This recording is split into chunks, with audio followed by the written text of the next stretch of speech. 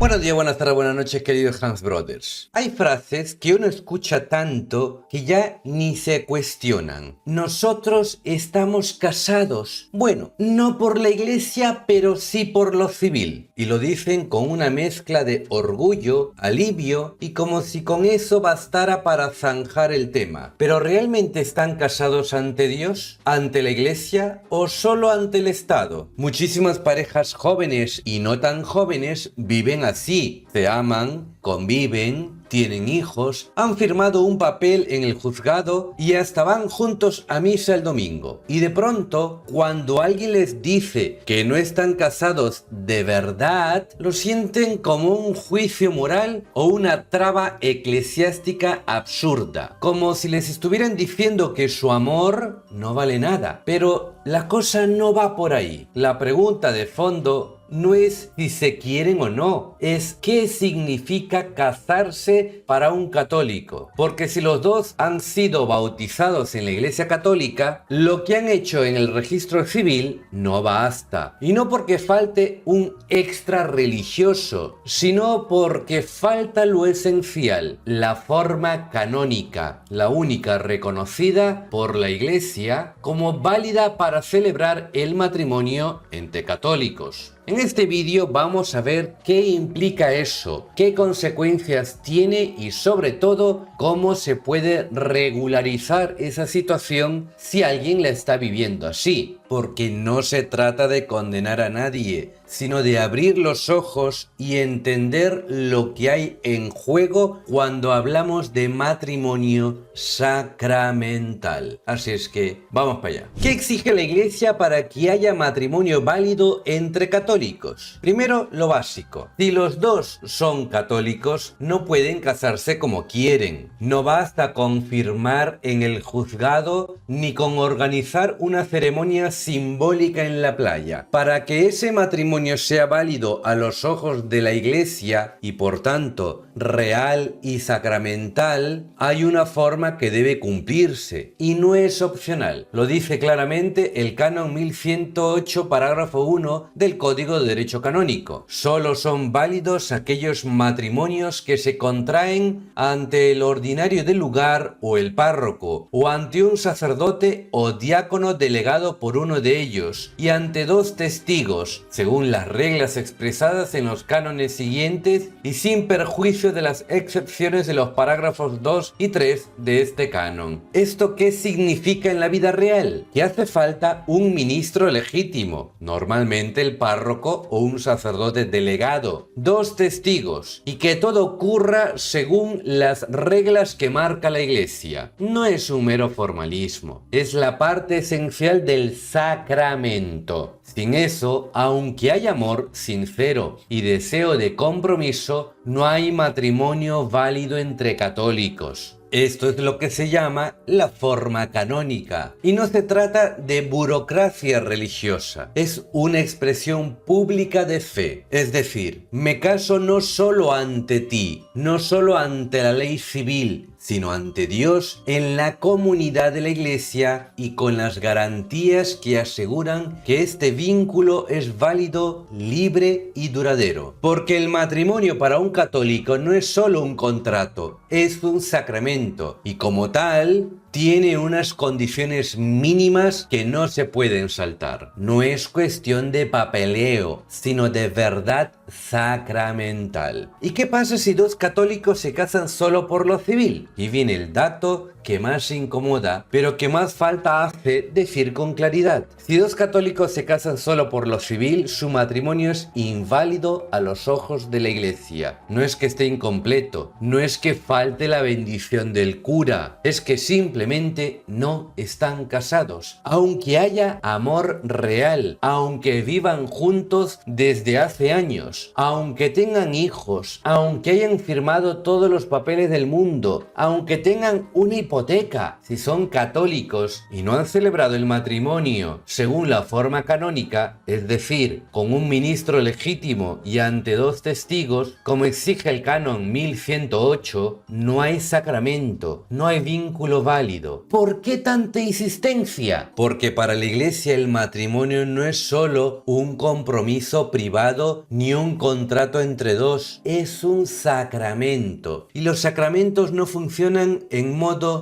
yo me lo guiso, yo me lo como. Y aquí conviene dejar algo claro. No es que la Iglesia rechace su amor. Nadie dice que no se quieran. Nadie niega que estén construyendo una vida juntos. Lo que se dice es que sin la forma de vida no se ha producido el hecho sacramental del matrimonio. No basta con el deseo de unirse. Tiene que hacerse como Dios lo ha querido para su Iglesia. Y las consecuencias no son simbólicas. A efectos canónicos, esa pareja no puede comulgar como esposos, no puede ejercer derechos matrimoniales en la Iglesia, y si uno de los dos quisiera entrar en un seminario o vida consagrada, no haría falta anulación alguna, porque simplemente no hay matrimonio que declarar nulo. No es un detalle menor, es la diferencia entre una unión válida y un intento inválido. Y si uno se toma en serio su fe, no puede quedarse tranquilo con un ya estamos casados, pero no por la Iglesia. Y si uno no es católico o si está alejado de la fe, aquí es donde muchos intentan buscar la rendija legal. Es que mi pareja no es católica, o yo estoy bautizado pero ya no creo, así que esto no me aplica, ¿no? Bueno, pues no. Primero, lo esencial. Si uno de los dos no es católico, hay una salida válida, pero no es automática. Se llama dispensa de la forma canónica y tiene que concederla expresamente el ordinario del lugar, es decir, el obispo o su delegado, antes de que se celebre el matrimonio. Así lo establece el canon 1127, parágrafo 2. Si hay peligro de que se pierda la fe de la parte católica, el ordinario del lugar puede conceder la dispensa de la forma canónica en los casos de matrimonios entre un católico y una parte bautizada no católica. Para que el matrimonio sea válido, deben observarse otras condiciones: la manifestación del consentimiento y la forma civil. O sea, no basta con casarse por lo civil y luego decir que uno no era católico practicante. La dispensa tiene que pedirse antes y ser otorgada por escrito. Si no se hizo, el matrimonio será inválido, igual que si ambos fueran católicos. Y ojo con la segunda parte. Estoy alejado de la fe, no piso una iglesia desde la comunión, así que esto no me afecta, ¿no? Error. Mientras una persona haya sido bautizada en la Iglesia Católica y no haya hecho una renuncia formal de su pertenencia, lo que en derecho se llama acto de abandono formal, sigue sujeta a la legislación canónica, le guste o no. La fe no funciona como Netflix, que cancelas cuando te cansas. La pertenencia bautismal no se borra por inercia. Lo dice el canon 1117. La forma indicada en el canon 1108 debe observarse si al menos uno de los contrayentes fue bautizado en la Iglesia Católica o recibido en ella y no la ha abandonado formalmente según el derecho. Así que no vale decir no soy practicante como si fuera una tarjeta de inmunidad. Mientras no haya abandono formal reconocido por la Iglesia, esa persona sigue obligada a casarse según la forma canónica si quiere que su matrimonio sea válido. ¿Y qué hacer si ya están casados solo por lo civil? Vale, ya entendiste que el matrimonio civil no basta si sois católicos. Pero, ¿y ahora qué? ¿Hay que anularlo todo? ¿Separarse? ¿Vivir con culpa para siempre? Pues no, pero tampoco se puede hacer como si nada. Si queréis vivir vuestro vínculo con verdad, plenitud y reconocimiento sacramental, hay que regularizar la situación. Y eso no significa inventarse otro matrimonio, sino dar forma válida al consentimiento que ya existe. La Iglesia ofrece dos caminos según el caso. Primero, la convalidación simple es lo más común. La pareja que ya vive junta y se casó por lo civil vuelve a expresar su consentimiento, esta vez dentro de la forma canónica válida, es decir, ante un ministro legítimo y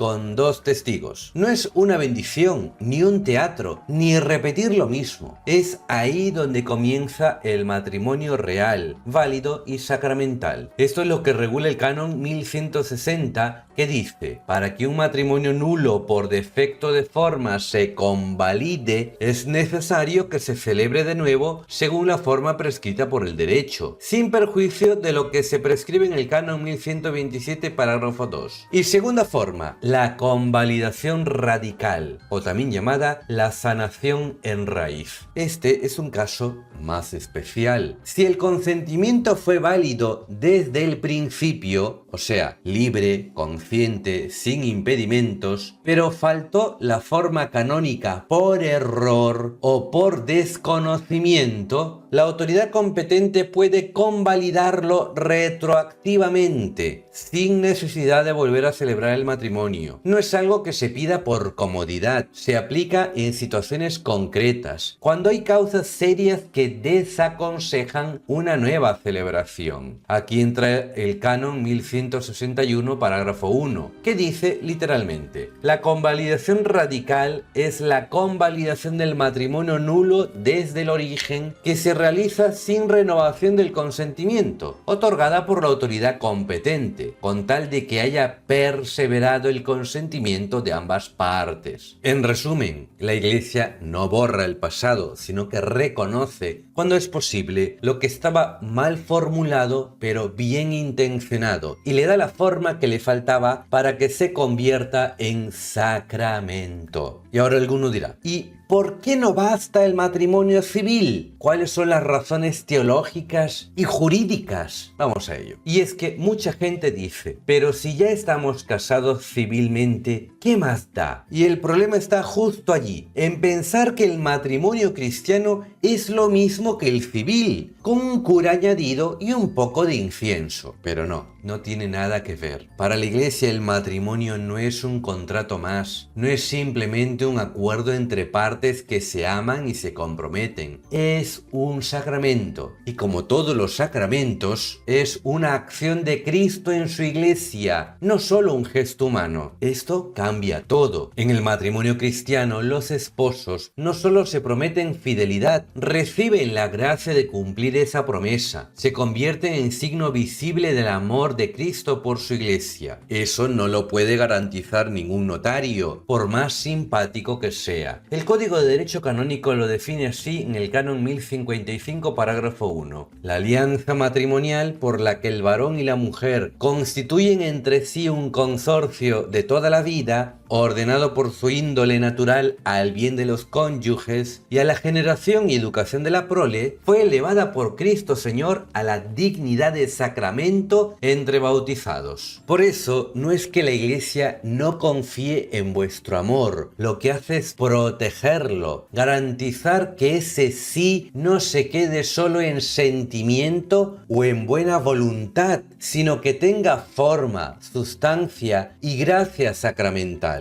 La forma canónica no es una desconfianza, sino un marco que asegura que se celebre en la fe, públicamente, con testigos, con libertad y con validez. Porque sí, en derecho, y más aún en el derecho de la Iglesia, querer no basta. No basta con amar a alguien. Hay que amar como Dios ha enseñado a amar. Y eso implica fidelidad, apertura a la vida, indisolubilidad y una voluntad seria de vivirlo como vocación y como camino de santidad, no solo como proyecto personal. Lo dice también el canon 1057, parágrafo 2. El consentimiento matrimonial es el acto de voluntad por el que el varón y la mujer se dan y se aceptan mutuamente en alianza irrevocable para constituir el matrimonio. Si falta ese acto, o si se da fuera de la forma legítima, no hay matrimonio. Así de claro. No por rigidez, sino por coherencia con lo que Cristo instituyó. Bien, hasta aquí todo puede sonar claro, en teoría. Pero cuando uno baja al terreno de lo cotidiano, las cosas se vuelven menos obvias. Por eso es importante poner ejemplos concretos, sin generalizar ni edulcorar, para ver cómo actúa el derecho de la Iglesia ante ante casos reales, porque no se trata de sentimientos, sino de validez objetiva del vínculo. Por ejemplo, primero, dos católicos se casan solo por lo civil y van juntos a misa cada domingo. O sea, son creyentes, están comprometidos, tienen hijos, rezan juntos, pero no están casados ante la iglesia. ¿Por qué? Porque el vínculo no se ha constituido conforme a la forma canónica exigida, tal como establece el canon 1108. No es un juicio moral sobre su relación, sino un hecho jurídico. Sin forma válida no hay matrimonio sacramental, aunque vivan como esposos. El vínculo no existe a nivel canónico. Segundo caso, un católico y una persona no bautizada se casan por lo civil sin haber pedido nada a la iglesia. Muchos creen que esto se justifica por la diferencia de religión, pero no. Si el católico no pidió la dispensa de la forma canónica antes del matrimonio, como exige el canon 1127 parágrafo 2, el matrimonio es inválido. La iglesia no presume dispensas. Si no se pidió y concedió antes, no basta con la buena voluntad posterior.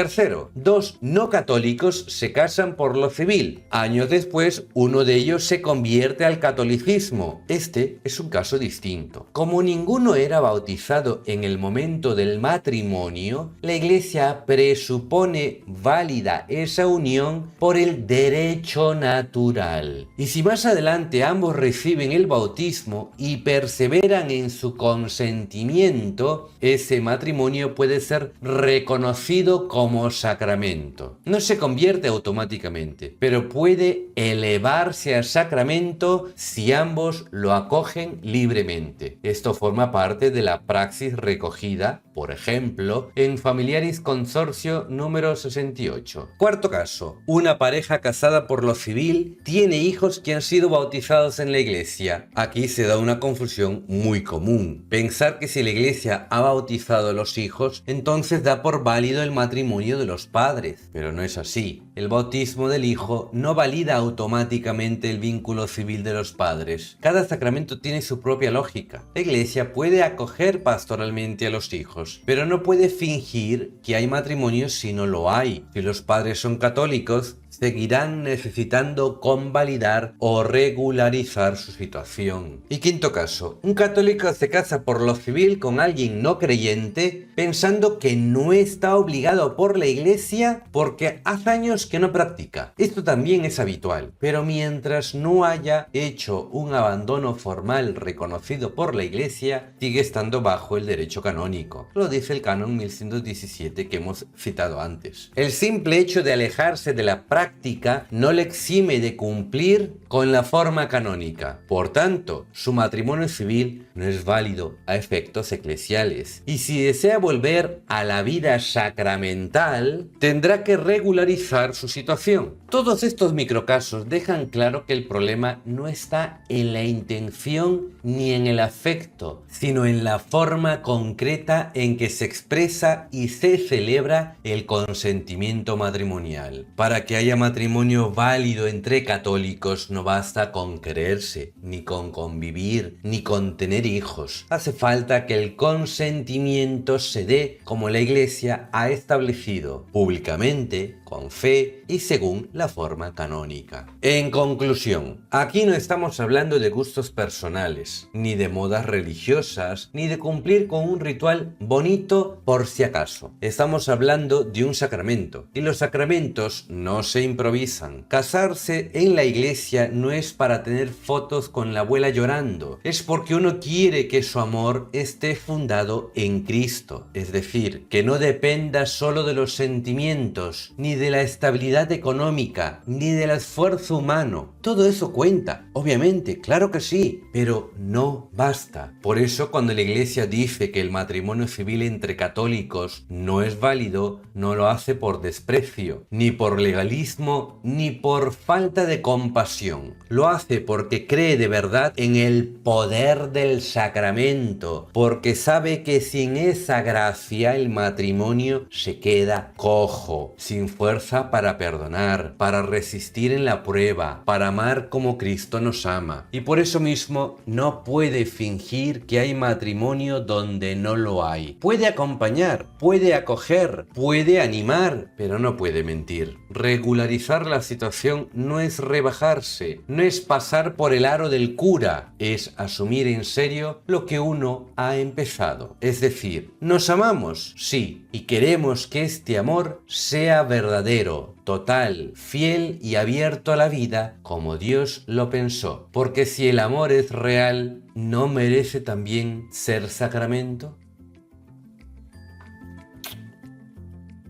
Amén, hermano. Y se acabó.